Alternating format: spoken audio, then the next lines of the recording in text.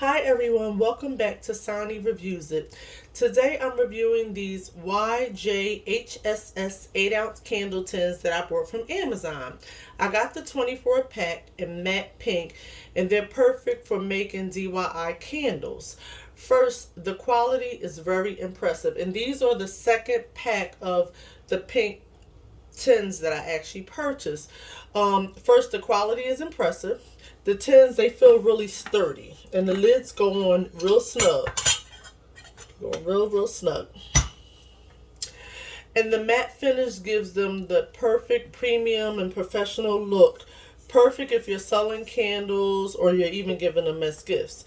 And I used a few to make my own scented candles, and they poured and set beautifully. The metal material holds the wax perfectly and clean up super easy if you need to reuse them. I also love that they come in bulk.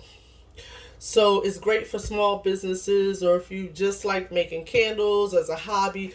Overall, if you're looking for cute, high quality, empty candle tins for DIY project, these are definitely worth it. So don't forget to like, comment, and subscribe for more honest product reviews. See you in the next video.